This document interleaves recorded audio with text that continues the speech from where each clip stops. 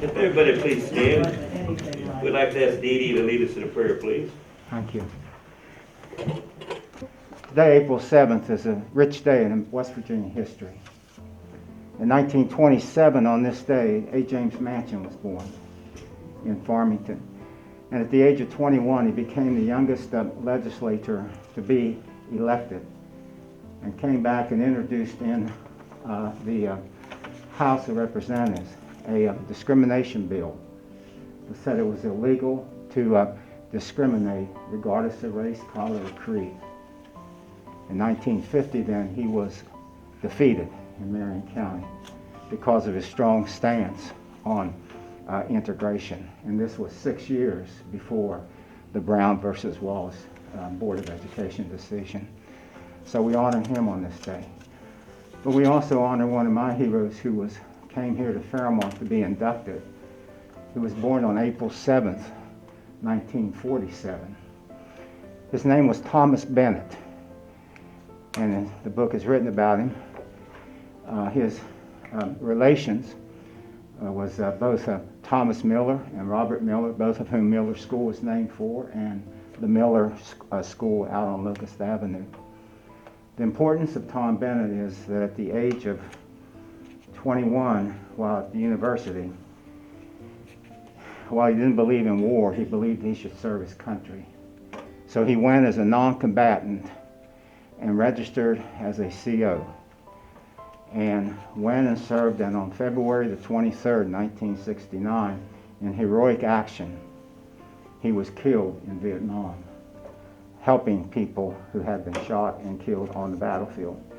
Because of his heroic action, the President of the United States and the Congress proclaimed him a winner of the Congressional Medal of Honor. He's only the second person in all of American history and war to be awarded a Congressional Medal of Honor as a conscientious objector. And he was born on this day in 1947. He carried with him, as a deeply religious person, poems of St. Francis of Assisi. And when he died, the minister in Morgantown read a prayer that he carried with him all the time. And I'd like to read that as a prayer for us today, in the midst of our troubled times and in the midst of the challenges that we all have. Oh God, during this time of crisis, help us have the courage to face it, the strength to endure it, the patience to understand it. No matter what its outcome, fill our hearts with hope from love. And I want to read you this last sentence. At the East Oak Grove Cemetery in the cold rain of Morgantown, they lowered the coffin into the Morgantown earth where Tom had asked to be buried. He had once mentioned the peacefulness of a hill and a tape from Vietnam, so the family buried him on a windy hill next to a young, struggling tree. May our lives be a struggle so that we can bring hope to the world, to our city, county, state, and nation. Amen. Thank you. Jesse, would you lead us to the pledge, please? I pledge allegiance to the flag of the United States of America and to the republic for which it stands, one nation under God, indivisible, with liberty and justice for all. Thank you, Jesse. Commission meeting will come to order. Kris, first item, please. We have the acceptance of the minutes from the March 24th, 2021 meeting. I'll move that we accept the minutes as presented. I second that. Sure. Next item, please. We have exonerations 2021-88 through 2021-113 from the assessor. Pursuant to the recommendation of the assessor and the prosecutor, I'll move the president sign the exonerations. I second. And I'll concur. Next item. We have an order rescheduling the hearing on the removal petition in the estate of Gary Russell Rush, Sr., deceased. This order reschedules this hearing for April 21st at 10:30 a.m. and requires a signature of the commission as well as the clerk. And I'll move the commission sign the order rescheduling the hearing for April 21st, 2021, 10:30, in the estate of Gary Russell Rush, Sr. Second that. All concur.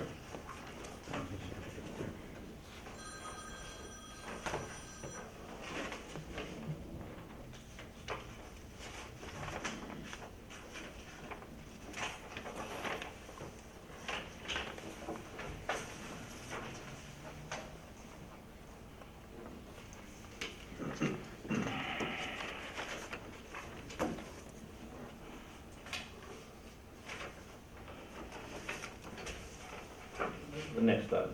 We have an order confirming and ratifying the fiduciary supervisor's report of claims and settlement reports in the following estates: Wise, Barnes, Morose, Wilson, Geraldine, Batson, Adams, Shuck, Hall, Neighbors, Napple, Minor, Panza, Neal, Hayhurst, Ray, Merrifield, Tuttle, Martin, Eddy, Radford, Heber, Oliveto, Kane, Hamrick, Haney, Sestito, Shriver, Cunningham, Fluharty, and Myers. And this requires a signature of the commission as well as the clerk. Is anybody here today with any objections towards these order confirming and ratifying fiduciary supervisor's report of claims and settlement reports? Hearing no objection, I move the commission sign the order. I second that motion. All concur.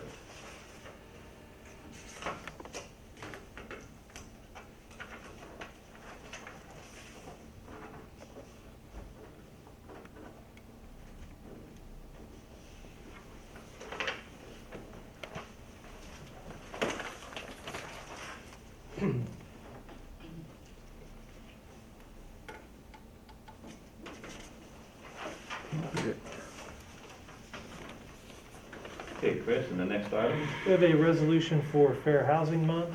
Whereas equal opportunity in housing is a right guaranteed to all Americans under the Civil Rights Act of 1968. Whereas the National Fair Housing Law provides an opportunity for all Americans to rededicate themselves to the principle of free choice and to reacquaint themselves with the rights and responsibilities that are theirs under the law. Whereas implementation of the fair housing policy of West Virginia requires the positive commitment, involvement, and support of each and every one of our citizens. Whereas the Marion County Commission will provide leadership in the effort to make fair housing a right that can be realized by all of our citizens. Now therefore be it resolved that the Marion County Commission does hereby proclaim April 2021 as Fair Housing Month. The Marion County Commission urges all citizens to support and endorse the practice and policy of fair housing in their personal lives as well as in their workday duties. This resolution approved and adopted by the Commission at its regular meeting this 7th day of April 2021. I move the commission sign the resolution. It's, Okay, I think we've all signed that. Is anybody here to accept that today? I will get it to Region 6. It Okay, generally gets to this, be, keep it on gonna give file. that to Region Six, give that to them. Tell them we support them for their fair housing month. Next item, please. We have a request for advice and consent from Jeffrey Freeman, prosecuting attorney, to accept the resignation of Jonna Russell as administrative assistant to be effective April 9th, 2021. I'll move that we accept the resignation of John Russell, effective April 9th, 2021. Second that motion. Then all concur. And the next item? We have for the record the fiscal year 2021-2022 levy estimate budget. Just some highlights. Our budget was basically cut significantly from around $16,292,076 last fiscal year to $14,527,083 in the general fund this year. Also in coal, we went from last fiscal year $1,561,870 to $80,000 in coal severance fund. So those are some pretty significant cuts. However, we were able to do it. We relied on some financial stabilization funds to offset those revenue shortfalls. The good news is that it appears that we will be able to backfill at least some of these revenue shortfalls with the recovery money. We were still able to provide cost of living increases and slightly less, but a still significant amount, roughly $185,000 for our outside agencies, all without raising our levy rates. I think that we've all certainly dreaded the day that, we'd have to tap these reserve funds, but you all certainly deserve credit for having the foresight to put that money away when times were good. in preparation for these tougher times that are here and probably still ahead. So I think those were the highlights. If you all have any comments or questions, I'll certainly be glad to answer them. Certainly want to thank Julie, Marie, Tom, the county clerk staff, as well as the time you all put in to make this, to hammer this thing out. Wasn't easy, the hardest one I've done in 16 years.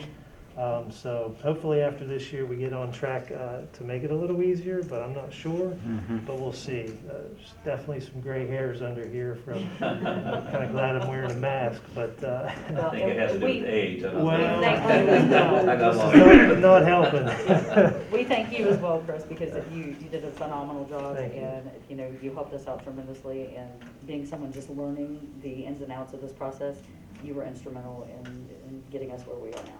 So Thank we you. appreciate Yeah, that. and I'd like to thank all the commissioners and everyone else involved in the staff for sticking to their guns. We made a commitment last year. We knew it would be short. We made a commitment to backfill that out of our stabilization fund and not pass it on to the taxpayers through a tax increase, which we felt would be a very bad timing anyway. Absolutely.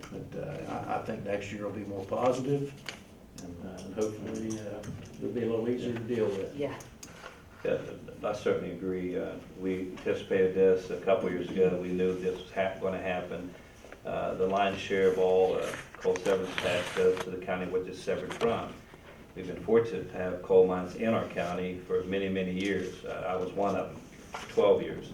And it's a significant amount of money when you get 1.5, 1.8 million a year for coal severance tax. Well, as you can see, it went to $80,000. So the mines now that are still operating, they're outside of Marion County now. We just get a piece of the pie, which we were getting most of it before. But we knew it was coming, so we prepared for it. And just like you would if you knew it's coming, then you have time to prepare. We knew that. So we had a significant amount of money set aside for this in financial stabilization fund, or rainy day fund, if you will. We were able to use that. We were able to give our employees, which is just over 200 that we're responsible for, a raise again this year. That we've done that the 16 years that I've been here. That's important that they keep up with the cost of living, otherwise they get behind. But we cut where we could. We've been very aware of the situation for several years now. And I guess the last 3 or 4 years, we tell every elected official that comes in here, sharpen your pencil and get ready because it's coming. And they've been very cooperative, I might add. All the elected officials have been extremely cooperative in understanding where we're at. Trying to provide more services or just as many services for less people is hard to do. But everybody's worked hard to make this happen. We have a good budget, a solid budget. We worked hard on it, all of us did, and it's going to be fine. We anticipate tougher times in the future, but we also have been preparing for this too, and we will work hard to make sure we always balance our budget, and we will. That's for the record. Anything else, Kris? Lastly, for the record, the Little Creek Public Service District financial statements and independent auditor's report, and that is for the record. For the record. Anybody sign to speak? Melinda? I just need a signature for a resolution to continue the industrial road access at Hogwick. This is phase 2. And Great. once you sign this and I get them the information from Thrasher, we'll be able to get the monies for phase 2 for the road. And hopefully phase 1 will get started this Did summer. they decide to build a new road or use existing road? I think they're going to use the existing. I don't think it's a good idea. Either way, it needs to start. Yeah, Using the existing road will allow them to get started much sooner. I think it'd be a lot easier for the additional infrastructure. I think so. I think so too. So. We've been working on this for a while too, and a lot of activity. Matter of fact, when I was driving to the airport authority meeting yesterday, I asked Granny what's going on, because they got the whole mountainside moved up there. I guess they've been successfully extracting gravel and sand and sandstone, and it's a lot of stuff up there. And I actually drove up in a ways to see, but that's a highlight of Marion County now, that Hog Lake area there. And we need to get this passed all the way through and get the funding for it, because they can certainly use the conditions are really just kind of bad. I think it floods there a lot too, and the water gets on the roads or whatever, but a new road up there would help a lot. Yep, Thanks, Linda. that's right. Hopefully attract somebody else. That's what it's all about. That's gonna be a future industrial park site. I don't know if I'll be here or not. Okay, it's great because, It'll be a great one. when we talk about shortfall in income because of coal severance tax, it can be replaced by oil and gas severance tax and by businesses that are located here. It all helps, and plus it provides employment for our citizens, and that's what we need, good quality jobs with benefits, and that's what we're looking for. So thank you, Glenda. Anything else, Kris? Oh, I see Leisha Elliot here. She's She's here. I gave you a brand new visitor guide that the Marion County Convention and Visitors Bureau just put out, so we're pretty excited about it. Of course, anytime you put things in print, it's almost outdated as soon as it comes from the printer. New businesses open in a few things, but one of the features that we like about this guide is that we've included some QR codes that take people to our videos. We've been working this past year on a good video library, so to speak, and discussing some of the history of Marion County. So whether it's genealogy, Civil War history, coal history, so we're excited that we're trying to get that out. And then the other booklet is the West Virginia Tourism Office put out, and this is the 50th anniversary of John Denver's Country Roads. So normally I can't be the. that old. Yeah, well, No, wait, that's 20 years ago. Wow. I cannot believe it. Normally Wow. attractions in the CVBs put ads in it, but because the tourism office recognizes that all of the CVBs have taken a hit because of this past year's decrease in hotel revenue coming through, they put it together without charging us anything, for it. So we're anxious to help get that out too. But kind of like what Kris was saying, we definitely have a shortfall in our budget. Most of 2020, people were not staying in hotels. And so that's all of our budget. That really affected us. But having just spent a month at a hotel, I can say that business is picking up a little bit. So Hampton Inn, there were evenings that the parking lot was packed. So not a lot of leisure travelers, still a lot of workers, but we'll take it where we can get it. I think it is picking up too. Ernie and I have been on an executive committee at the airport, and there's 4 of us on it. We meet every week and for several hours to discuss what's going on. We have a lot of exciting things happening over there, not to be announced yet, but we have a lot of nice things going on. But one thing I heard yesterday was one of the board members, a county commissioner from Harrison County and also on the executive board. He said he flew to Florida last week, and a plane that held 152 passengers had over 100 on board on a Thursday, just to go to Florida. So it's picking up because travelers either come and go, they stay at motels, and they can't stay if they're not traveling. So that was encouraging to me to hear that, he's 80% or so capacity of the planes. And we talked to the director too. I think Rick indicated too, things are picking up real good over there. Yeah. So it is picking up. I see that as we get a little further down the road with this, I hope by this summer that Well, all the activities and hotel events tax they will look come like up they're where gonna you will with happen, so everything. that's encouraging too. We're giving people, and I have to say, we're seeing actual travelers. When the pandemic first hit and everybody stayed home, by June the 1st, when we came back to the visitor center, we had more people that stopped in the visitor center to see what there was to do in the area than ever before. And we're seeing that picking back up again now. I have people that are either passing through because they're traveling, someplace else, or I had a couple that lived in Charleston that were both in the medical profession and just needed to get away for a couple days. So they came up here to stay, and they were looking for things to do in the area, so. You got them right here. Yeah. Thank you. That's nice. Yeah. It's good quality magazine. It's a nice article. And thank you for that, Kris. You did. And thanks for explaining that, because if you hadn't done that, Dee Dee would have had the longest prayer. He had more time than anybody today. We thank you, and thanks for the inspirational words. That's very interesting. Yeah, thank you. I think they made a movie about the guy that was a conscientious objector. Yes. And First when one. you start talking about that, I remember watching it. It was a very, very good movie, and what he went through, and the ridicule he took, but then when he got there, what he did was just remarkable. But thank you for that information, and appreciate that. Well, if there's nothing else, we appreciate everybody coming out today. Thank you, and we'll stand in recess until, Kris, we're 21st. till the 21st at 10 o'clock. Thank you. I think I'm gonna take these with me. Yeah, they're being toast.